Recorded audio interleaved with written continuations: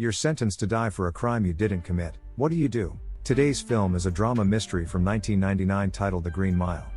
Paul and other residents of a retirement home are watching TV when an old music video called Heaven, featuring Fred Astaire, comes on. Paul is overtaken with emotion and walks away. His friend Elaine goes after him. Elaine notices that the film has triggered some intense memories in Paul and inquires about it. Paul tells Elaine his story. He was a jail guard during the Great Depression, in charge of death row, dubbed the Green Mile because of its green tile floor.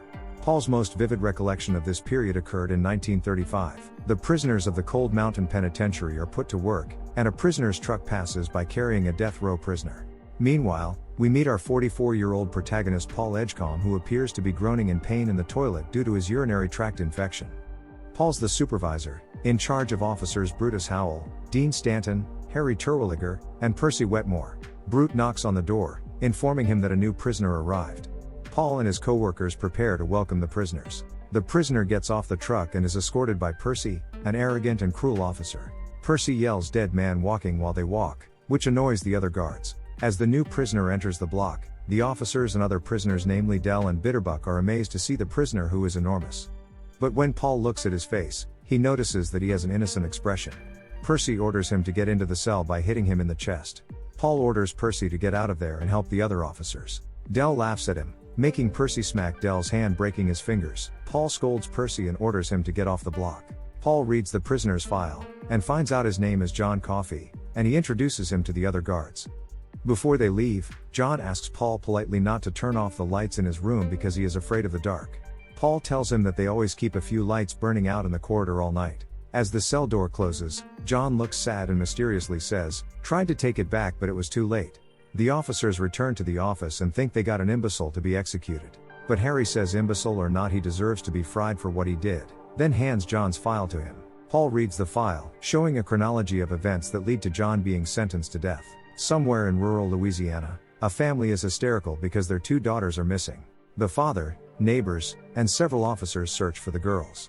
The father finds a doll stained with blood. Suddenly they hear a man scream, which turns out to be John, crying, and the girls with him covered in blood. They approach him and the father furiously beats him.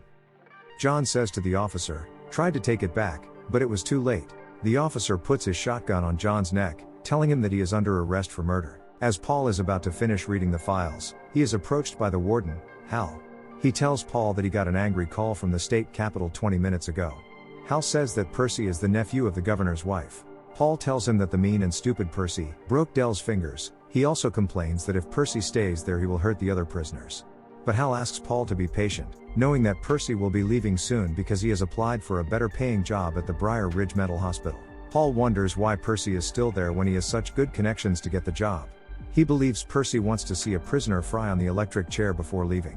Hal then tells him to give Percy the chance. Maybe once he is satisfied, he will leave, but in the meantime, Hal asks Paul to be patient. At home, Paul tells his wife what happened in the prison and about John Coffey. He complains about his infection. He regrets that he can't make love to her because of the infection. But Jan accepts Paul's situation and comforts him. The next day, as Paul and Dean clean the electric chair, they hear Brute laughing in the corridor. Brute calls them and shows them a mouse that comes out of the isolation cell, looking friendly and not afraid of humans. Brute then feeds the mouse with a piece of biscuit and the mouse goes back into the isolation cell.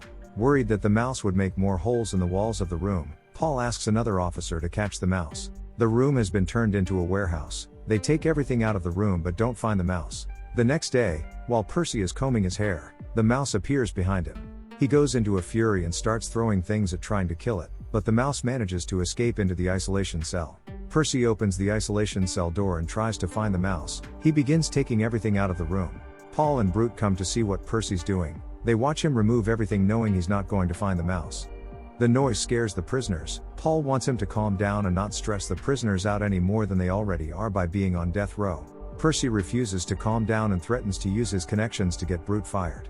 Brute becomes furious and corners him, while Paul tries to calm him down and warns Percy that he knows who his connections are and will finish him off if Percy ever threatens him again. The next day, Paul and the officers conduct a rehearsal for Bitterbuck's execution. They ask a prison's janitor, named Two Tooth, to volunteer for the rehearsal. That night, the top of Bitterbuck's hair is shaved off. He seems nervous about his execution. He recalls happy memories from his past and Paul tries to calm him down. Bitterbuck is then taken to the electric chair. Brute puts a wet sponge on his head so that electricity goes directly to the brain and accelerates the death process. It's now 10 o'clock. Brute then orders the officers to lift the electric lever. It fries Bitterbuck's body and he pays for everything he did while Percy watches him from inside the small room. As the execution is over, Percy talks to Bitterbuck's body, tells him to send him a card from hell. Paul then reveals to him that he learned about Percy's job application to the Briar Ridge Asylum. Percy admits it and promises to go if he gets the chance to take Brute's position, being in charge of inmate executions, even if it's just for one time. Paul thinks he could grant what Percy wants if he changes his attitude. The next morning, while Paul is at his desk, he hears a prisoner laughing loudly. Paul rushes to check and sees Del taming the mouse. Del is very happy about his new friend. He named the mouse Mr. Jingles and teaches the mouse to perform acrobatics. Percy comes to see it as well and has a better attitude now. Even offers to find a cigar box for the mouse. That afternoon, Paul is called by the warden. He tells him about the new prisoner coming tomorrow, named William Wharton. Sentenced to death for killing 3 people and one of them a pregnant woman. Hal goes on to tell Paul about the tumor his wife Melinda has in her head. It's the size of a lemon. The doctors can't operate on it because it is too deep. Hal couldn't bear to tell his wife that she is going to die. That night, Paul wakes up to go to the bathroom. He is in a lot of pain because of his infection. He urinates near a pile of wood, and lays there in pain. In the morning, Paul tells his wife his infection is getting worse and he wants to go to see a doctor. The new inmate Wharton has arrived. Harry, Dean and Percy go to pick him up from the mental hospital and it's obvious that he's drugged up. Paul is waiting for their arrival in the corridor of the Green Mile. John tells them to be careful from behind the bars. As they arrive, Wharton suddenly elbows Percy in the face and starts strangling Dean with his handcuffs. Paul tries to help Dean but Wharton has his knee on Paul's groin. Paul gets up and points his gun, but he doesn't dare shoot because Dean is too close to Wharton. Paul orders Percy to hit Wharton, but he just stands still. Luckily Brute comes by and hits Wharton on the head, knocking him out. After they put Wharton into his cell, Paul orders Brute and Percy to take the injured officers to the infirmary and write a report for the warden. Paul's in a lot of pain because of his infection and collapses on the floor. John calls him to come closer to his cell. Suddenly John grabs him and squeezes Paul's groin. Del sees it and screams for help, but none of the other officers hear him. He suddenly falls silent as the light in John's cell shines very brightly.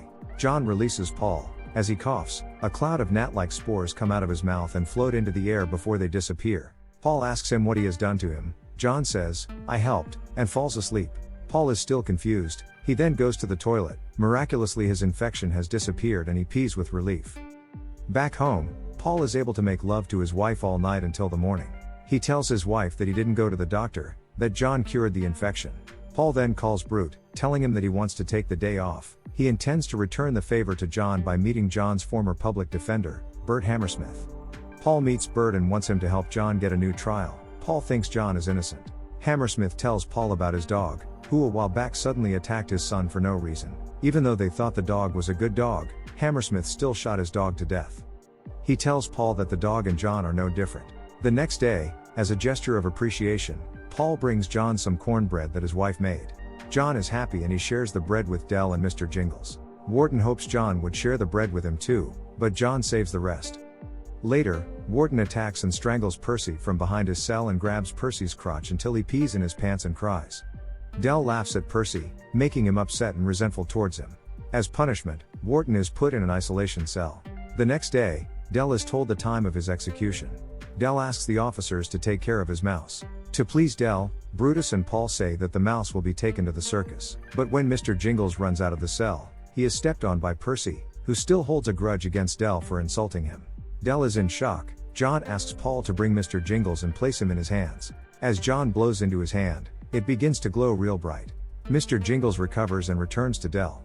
The officers are astonished at what they see. On a rainy night, it's time for Del's execution.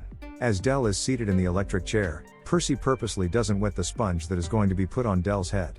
Paul realizes it when he sees that there are no traces of water drops on the floor. Paul wants to stop the execution but Percy quickly gives the officer a signal to lift the lever. Del is in agony and pain.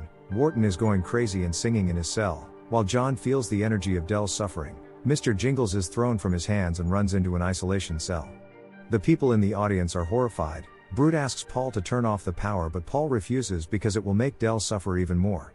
Percy turns his face in horror when he sees Del catch on fire, but Paul forces him to see what he has done to Del. After the execution, Percy says he didn't know that the sponge was supposed to be wet. Brute angrily smacks his face. The warden comes in angry. wanting to know what happened. Paul blames Percy's inexperience and tells him about Percy's promise to move to Briar Ridge after this. As Paul goes to his block, John tells him he can feel all of Dell's pain, so can Mr. Jingles, he could feel it through him. The next day Paul and his wife go to Hal's house to see his wife. Hal tells Paul that his wife's condition is getting worse, she's not herself anymore, she swears a lot and is dazed and confused. Later that night, Paul tells Jan that he wants to invite the other guards to the house for dinner. The next day, at Paul's house, Paul asks their opinion about Mr. Jingles being healed by John. Paul also tells them about his infection being cured because of John's ability. Paul then proposes to sneak John to Hal's house, to cure Hal's wife's illness. At first, they don't agree because they could be jailed if caught taking a prisoner out of prison, but Paul persuades them. To keep their mission from being discovered by Wharton and Percy, Paul gives Wharton a drink that has been mixed with sleeping pills. Then they lock Percy in an isolation cell as punishment for his actions during Dell's execution. John is then taken out of his cell, but just as they are about to leave the Green Mile, a half-drunk Wharton grabs John's arm. John sees all the crimes Wharton has ever committed. Paul releases John's arm from Wharton and takes John out of the Green Mile and into his truck, and they head to Hal's house. When they arrive at Hal's house, he threatens them with a shotgun, believing there is a jail riot or escape attempt underway. While John walks upstairs to see Melinda, Paul slowly calms Hal down. When John goes near Melinda's face, something comes out of her mouth and into his, causing the light in the room to shine brightly and even causes a tiny earthquake. John disrupts the connection with her by coughing and collapsing. Melinda sits up, considerably healthier and with no recollection of what transpired before her X-ray.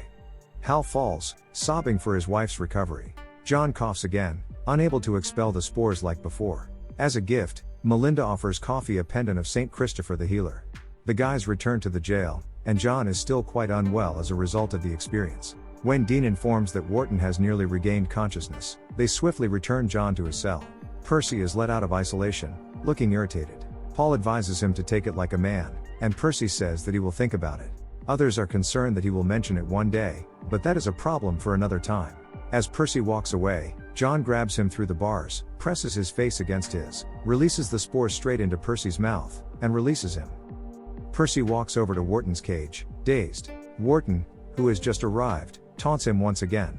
With a tear trickling down his cheek, Percy fires his handgun into Wharton's chest. The others surround Percy, who leans back and coughs up the last of the black spores. Paul questions John on why he did this. John tells him that Wharton and Percy were bad men, and he punished them for it. He tells Paul he must see for himself and extends his hand. Despite the concerns of the other guards, Paul puts John's hand in his and begins to see the memories of Wharton that John is conveying. Wharton's working on a farm, where the two girls also lived. He crept into their room one night and kidnapped them. He threatened them, saying that if one screamed, he would murder the other. Paul realizes that Wharton is to blame for the double murder for which John Coffey was condemned for. After finally letting go, John informs a horrified Paul that Wharton killed the girls because of their love for each other. He is continuously haunted by pictures like these, and the trauma has tired him. Hal and the cops arrive at the mile, where Percy looks to be delirious upon evaluation. Hal informs Paul that he will cover for him and his guys as much as he can, even if it means losing his job, but he has to know whether anything is related to what occurred at his house, but Paul denies it. Percy is arrested and sent to a mental institution, ironically the same facility where he was supposed to be working at. He is placed in the same room where he had picked up Wharton, probably to spend the rest of his life there. Paul is confused how to proceed now that he knows John is innocent. That night, he speaks to his wife, and she advises he talk to John to see what he wants. The following day, Paul and the others speak with John, even asking him whether he'd like to be set free. John does not want to flee since he does not want to put them in danger. Paul asks John how he could possibly justify executing an innocent man in front of God. John assures him not to be concerned. He discloses that in addition to healing, he can feel the sorrow of everyone around him. He does not want to continue living in such misery and darkness, therefore the execution would be an act of generosity, even if he did not commit the crime. Paul asks whether John would like a last request. John tells him he's always wanted to watch a movie. They bring in a movie projector with the movie top hat, the same film that an older Paul was viewing at the start of the film, which rekindled Paul's recollections, especially when Fred Astaire is dancing to heaven. John watches astonished. Finally, the day of John's execution arrives. Paul is forced to take John's pendant but vows to give it to him after his death. The guards lead John to the auditorium, where he detects intense animosity from the audience, which includes the parents of the murdered girls, who hurl insults at him. Brutus instructs John to concentrate on the sentiments of the guards, who are his friend. The guards are in tears as they witness John being tied to the chair. Paul does not cover his face, because he is afraid of the dark. Paul double checks that the sponge is soaked before putting the cap on. Paul takes a step forward and shakes John's hand before issuing the command to turn on the chair. He hears John's voice again, this time stating, "He killed them with their love." Paul then places the pendant around his neck. This is Paul and Brute's last execution. After John, they are transferred to a youth correctional facility, while the other officers continue Paul's work on the Green Mile. Elaine acknowledges that Paul's got quite a story. Paul leads Elaine on a trip into the woods, where they come across a cabin. Elaine is surprised to encounter Mr. Jingles, who is resting in a little box. In a flashback, Paul returns to the mile, shortly after John Coffey's execution, and discovers the mouse again, which he has kept ever since. Paul claims to be 108 years old and says that John Coffey infected him, and the mouse, with life. He believes Mr. Jingles was an accident. When John held him during Dell's execution, he mistakenly granted the mouse the gift of longevity, which Paul acquired when he held John's hand after Wharton's death. Paul believes that this is his punishment for executing a true miracle of God. He must remain alive and watch everyone he loves, even Elaine, grow old and die before he dies. He has already outlived his friends from the mile, Hal, and Melinda, his wife and their son. Paul's seen at Elaine's burial, wondering how much longer he still has to live. He is certain that he will die one day, but if God can prolong the life of a mouse for so many years, how much longer will he live? Thanks for watching. If you enjoyed this recap, hit that like button, and subscribe for more videos like this one.